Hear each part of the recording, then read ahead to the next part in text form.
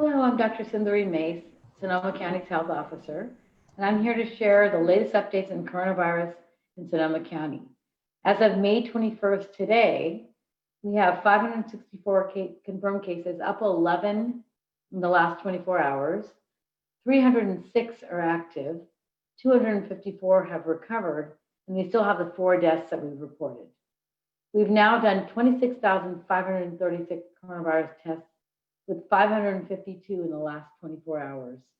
The current rate of positive cases is 2.13%. And that is as a result of all of the testing that we're doing. This is still well above the threshold set by the state of California.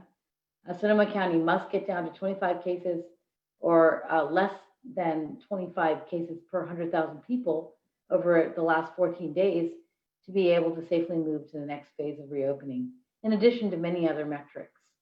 So today I'm going to talk a little bit about testing. Testing for COVID-19 is a critical part of being able to measure our progress in containing the virus. There are testing benchmarks that Sonoma County must be able to meet to reopen further. If we do not meet these testing goals set by the state, we risk having to stall our progress. An accurate assessment of our local infection rate must involve increased testing.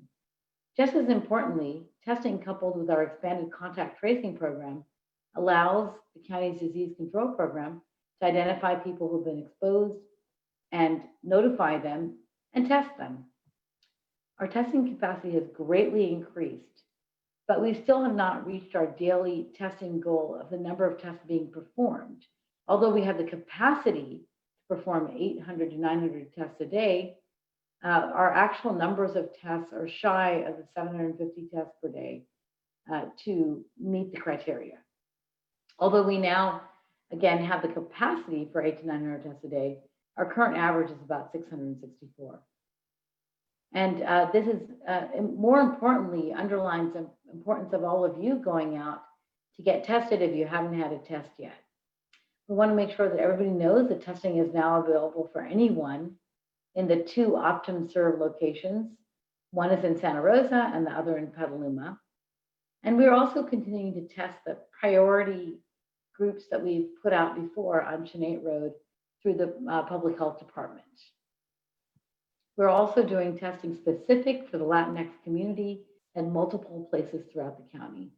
And of course, we are continuing our surveillance testing at skilled nursing facilities, residential care facilities for the elderly, board and care homes, the jail system, the homeless, and other vulnerable populations. I also want to speak a little bit about the SoCo Check app.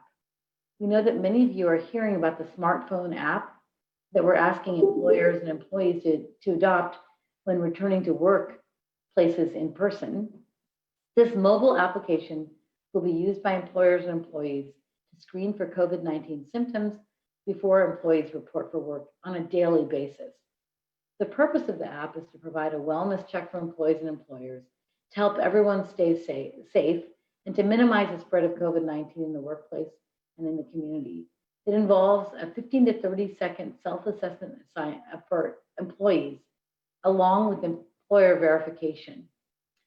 So the employee will download the app and go through a series of 3 questions every time before their shift, every day or every shift, to ensure that they don't have symptoms and signs associated with COVID. The app is free. It's available now for download on the Apple App Store and the Google Play Store.